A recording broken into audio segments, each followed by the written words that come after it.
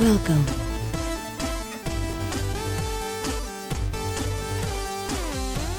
Hello chip dippers, welcome to Retro Recipes, and this is going to be a bit of a raw, uncut, unedited and unscripted video giving you guys a kind of behind the scenes studio tour. Now this is something that's been requested a few times, and I've done editor commentaries showing kind of how I edit videos and how I piece them together, but I've had a lot of people ask to see the rest of the setup and what goes on behind the scenes. So that's what we're going to do today. Puppy Fractic is taking a nap, although she's, as always, got her eye on me. And this is the studio. So let me switch the camera around. So this is the area that we film in. And it doesn't look like much right now. Probably doesn't look very familiar. Oh, and also I've got a kind of mega unboxing coming up. So that's all set up, ready to film that, with Lady Fractic joining us as well. But if I say something to Google, so please, if any of your Googles are listening, ask them to cover their ears. Hey, filming mode. Lights, cameras, action. You slowly see the set come to life. There we go. So why don't I give you a tour of everything just lit up. So now this is, there's a couple of normal life things here. This is a backswing or an inversion table. I slipped a disc playing rugby in my teens, so this helps me stay 6'3". No, it just keeps the pain away in my lower back. Here is the t-shirt area. You see all the various different shirts in the episodes. We've got a good selection here. Activision you've seen a lot lately.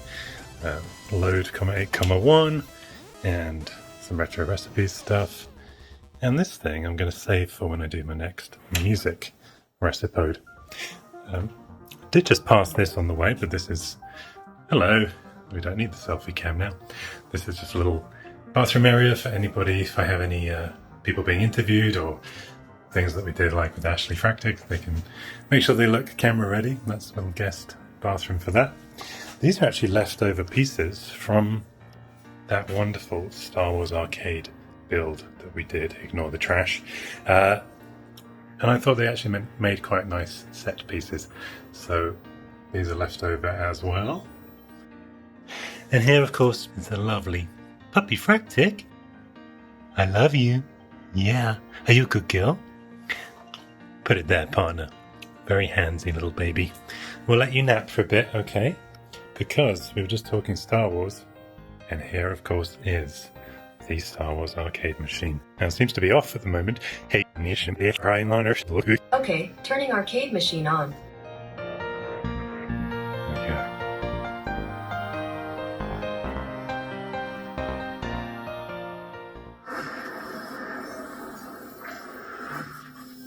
Beautiful.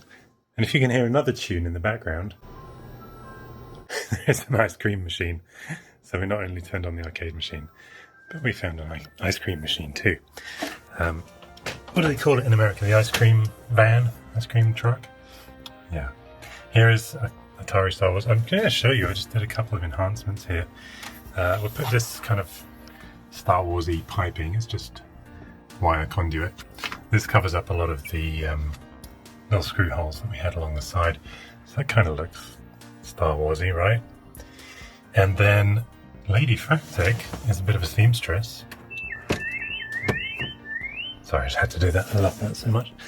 So she crafted this lovely cushioned seat pad with kind of a faux leather top and a zip bottom. Pardon my French. So it's a lot more comfy to sit in now as well. And I think I'm up to 3rd from the top score now on Empire Strikes Back. I've actually been playing Empire a lot more than the other ones.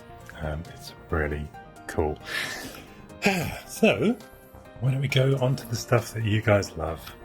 This is, of course, where all the filming happens. Right now, this is set up for one of the Versus video sequels that I'm doing.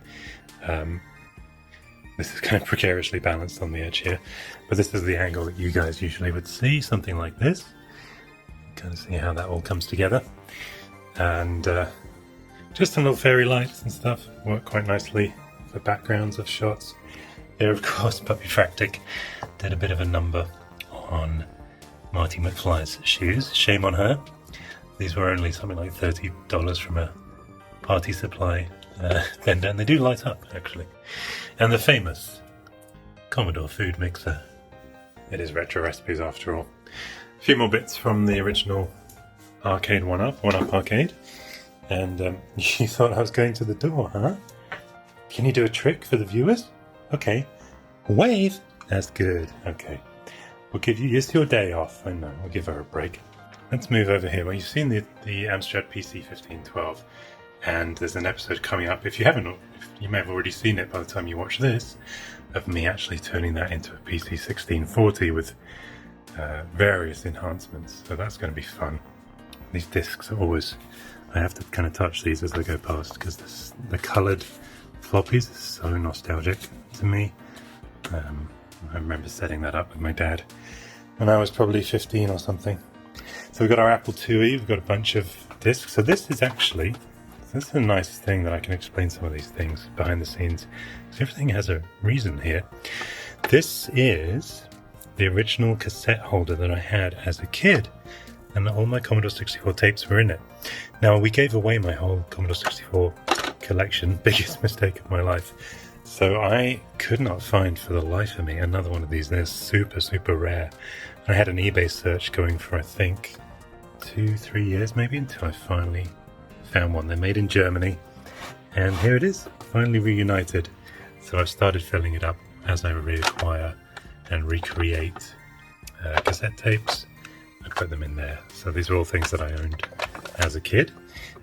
One of the original Team 17 floppies there. The rest, of course, we sold in a charity auction for a wonderful cause for the orphanage, Kira Orphanage in Nairobi. This is my Atari 400, which you know well, and I've featured in a few videos. A lot of people said you should seal it, the paint's going to come off. It's still, that paint that we used is so solid. But I won't flip this up because the joysticks will fly off. Shall I? No. Commodore cassette player there, and again everything here. This first game I ever bought with my dad, Crush, Crumble and Chomp for the Apple IIe. I don't know if I'll ever do an episode on this because looking back, it isn't that good as a game, but as nostalgia, this is everything. And yeah, you know about Frogger that I used to play with my mum on the Apple IIe, and Empire Strikes Back we'll be covering. Or maybe you've already seen it, and maybe by the time you watch this, but I'll be doing a full explanation about that and how the Atari VCS featured into my life. Now, over here, this is the main, if I fumble around, this is the main power switch for the rest of the setup. So let me flick that on. There you go. Takes a second. So that's the little cubby lights. And if I turn on the TV, get an extra light behind that. So that's kind of the setup that you see when I'm filming. I like all the little different colours. And then of course down here we've got these uplighters providing the rest of the kind of backlit effect. It looked a bit beige and boring before. You've seen these things in videos, of course. The light pen, I explained how light pens work using slow-mo filming of CRT. This I had as a kid. I think I may have taken the batteries out to stop them from leaking. Frogger again, don't know how I ended up with two. And the Quickshot Joy Ball, which I had again as a kid. This is really just a left, right, up, down ball. It's not a roller ball, but I used to play all my games on that. Here's the official Oliver Frey artwork framed. This is his actual penmanship. 2018 for that. And of course, mirroring that is Lady Fractic's version from 2019. Now, if and when, you're going to hear the arcade machine doing things occasionally. If and when I get to 100,000 subscribers, I'm going to put the plaque there. And Oliver created a double version of this with both of us in it, which I'll replace here. So that's the plan, Stan. Tomitronic 3D, of course, I had this as a kid as well, though I've done no videos on it. And again, I took the batteries out to save it.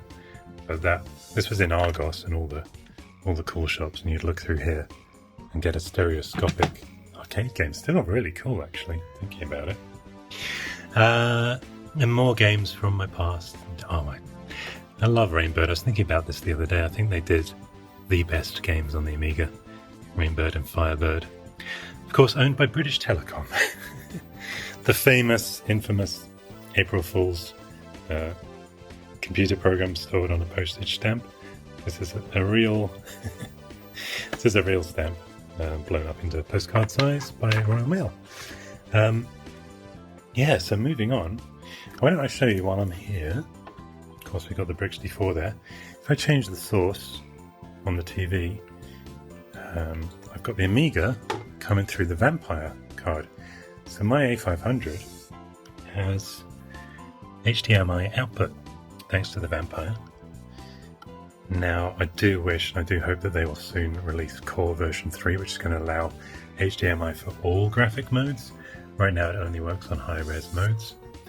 But look at that. I mean, who would have thought my desktop would get to be that big?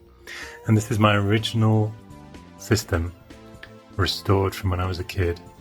I'm going to do a video on how I did that, because I actually found the 50 discs in my mum and dad's attic, and after a lot of troubleshooting was able to restore my hard disk back up from when I was a teen. These are all the songs that I had at the time. Some of those you know, some you don't, and some of the other ones are all stored in this file called demos. If I open that in a sequencer like KCS, it has about another 100 songs, and each song is a track. So that's how I used to do it before I started doing the individual ones. So yeah, that's how all that works. And then, so let's say, because some people ask how I get everything on the same screen, because all these machines are all hooked up. Well, apart from that one, are all hooked up to this big screen. So under here, you've probably seen this before in a couple of episodes. This is the XRGB Mini, and every input on it, I've got SCART in, Composite in, S-Video in, HDMI in. They're all linked up to this. So this little guy has all the different machines labeled neatly on there. So let's say I turn on the C64, and then we just point this under here and press C64.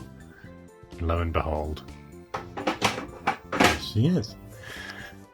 Now this is actually an Ultimate 64, not a real one technically, but obviously it gives a beautiful picture. But I am outputting it through S-Video. I'm not doing HDMI or anything fancy, so that you can see how good the XRGB Mini makes things look. So yeah, that's how we output all the different machines to the big screen. So this is kind of fun. This is where we get into the more Amstrad and Sinclair stuff. Of course, the ZX Spectrum next. So when I film, I turn on this and I switch. Sometimes I'll switch to LocoScript on there. Don't know if you can see that. And it'll load from the USB. Because I like everything in the background of the videos to look, suitably branded, but also retro at the same time. So this will load up LocoScript. Now I used to use this all the time in my teens when my dad had this in his home office. So the secretary would use it during the day, and then I'd jump in after 5 p.m. and start having a lot of fun playing games, writing letters. I kept my high score chart on here. So what I can do, just hit E for edit on that first file, logo.rr, and then I made a little text file there with the Retro Recipes logo. But some ingenious fellow sent me a slideshow he created. So if I zoom up all the way through the menu here, it takes a moment, so I'll come back to that while I show you the other one that I use. This, of course, is the Mac that we finally got some floppy disk access working on. We go to the floppy EMU, which is up here. Load up Mac Paint 2.0 by pressing that.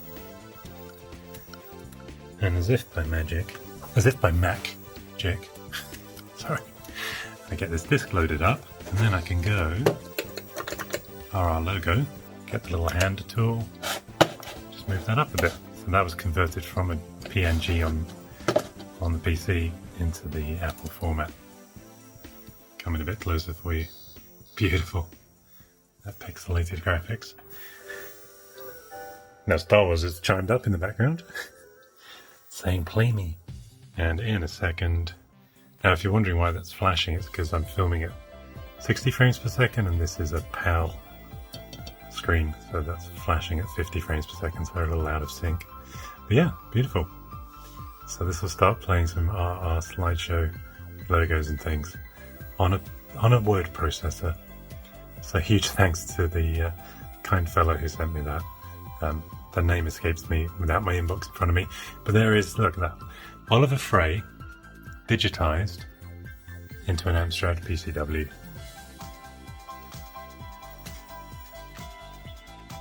I love this stuff, I really do. So yeah, oh, mustn't forget, if you haven't already ordered your new Nintendo Game & Watch that they are releasing, that's my original Octopus one, and some more stuff from my childhood. There's a lovely SID chip, because it stopped working, I put it in a kind of museum display. This Casio calculator as well. I've got so much stuff here I never play with. This has games on it. Again, the batteries are out. But this actually went faulty in my teens, and I wrote to Casio and I said, could you repair this? And they just sent me a brand new one free. So I've always loved Casio.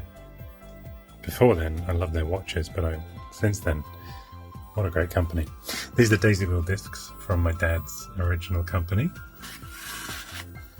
Oh, and I'm sorry that you're seeing the kind of gimbal from the edge of the selfie stick. It's not really.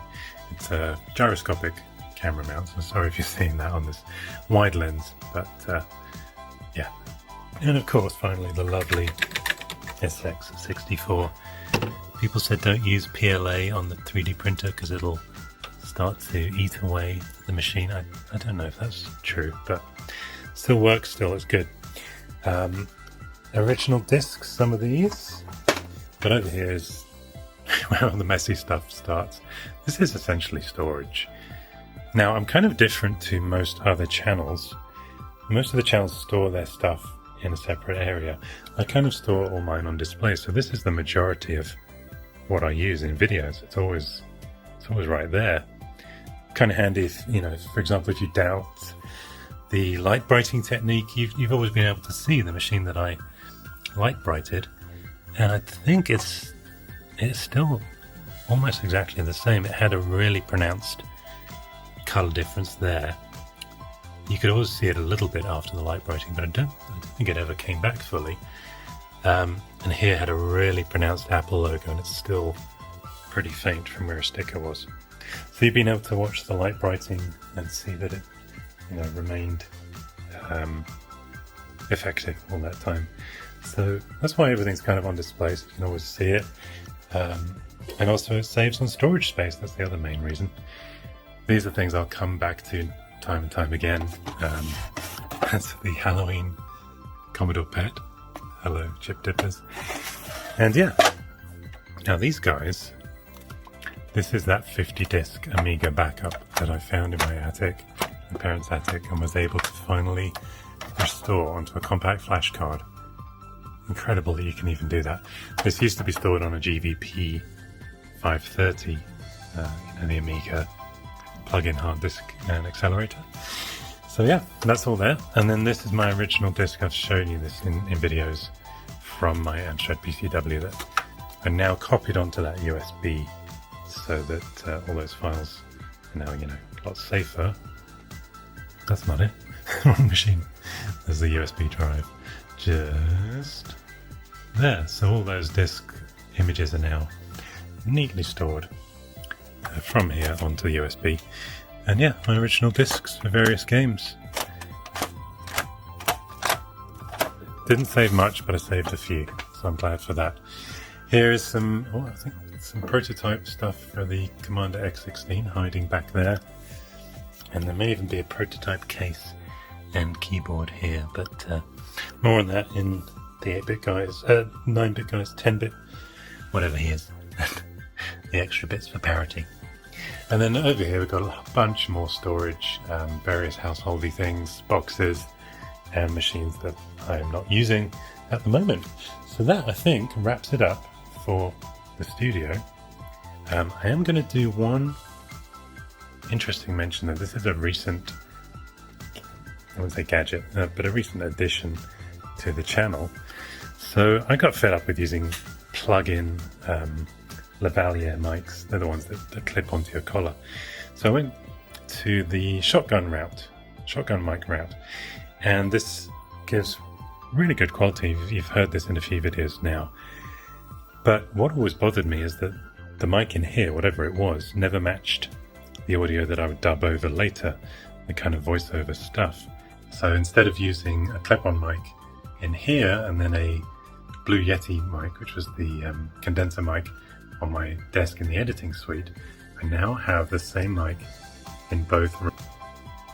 So this mic is exactly the same as the second mic I have in the editing suite, which means when I dub stuff or add in voiceover, you're hearing essentially the same sound quality. You can kind of do that with EQ, graphic equalizer, and voice match or audio match plugins. It's never quite the same. So now it's kind of as close as it can be. There's still some difference because the room ambience is different in both rooms, but that's just a little thing that had been bothering me for a while with the audio that I was able to fix. So from one mic in this room, let's go see the other mic in the other room. You going to come too? Come on then.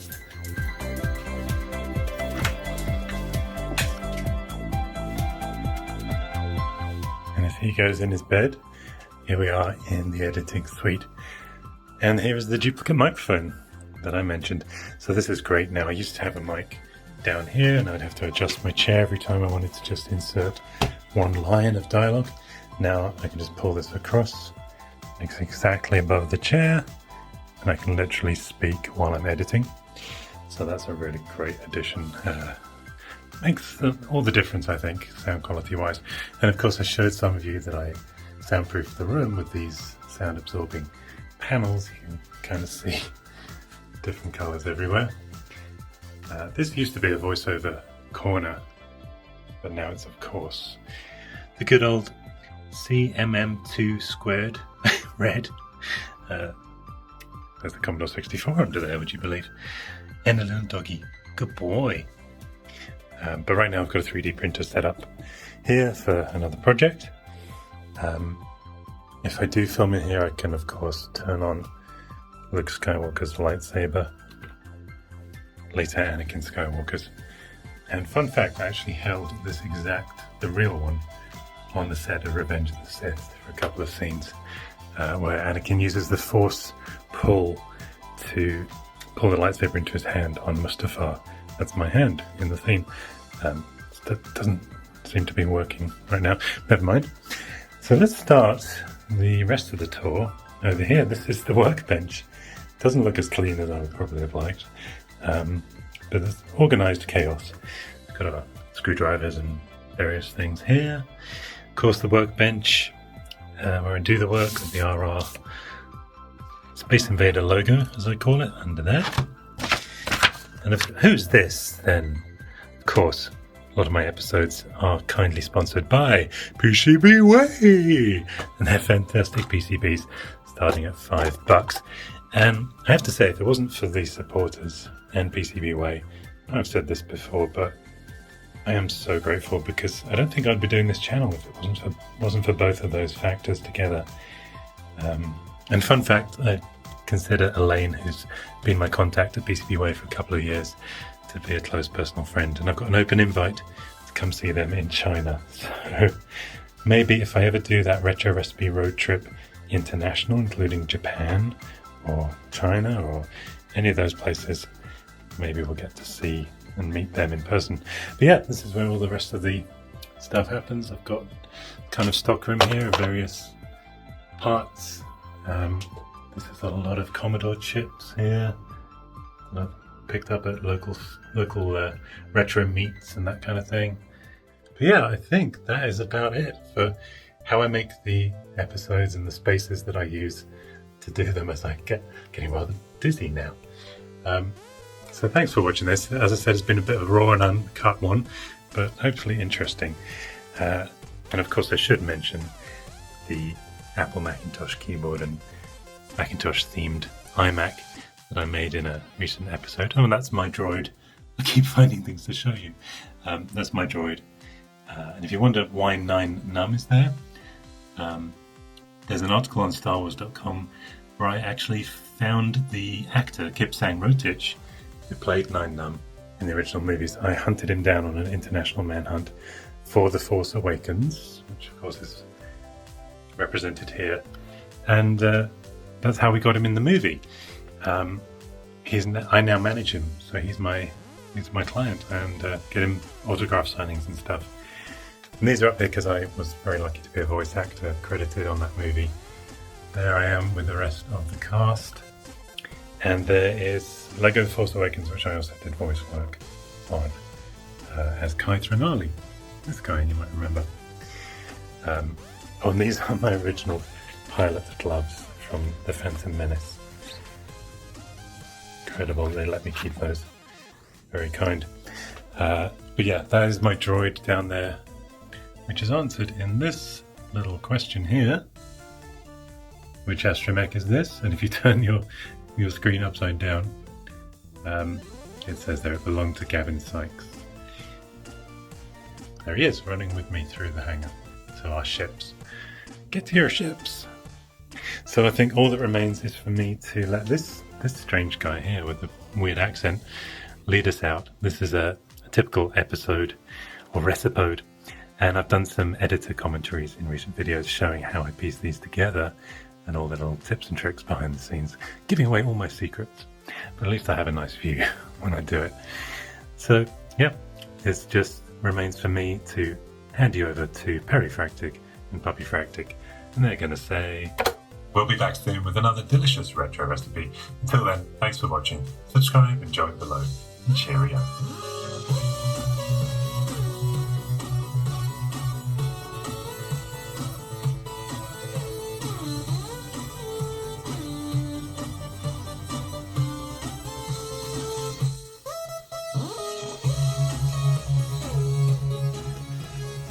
Okay, you guys, do you want to go for a walk? Come on then.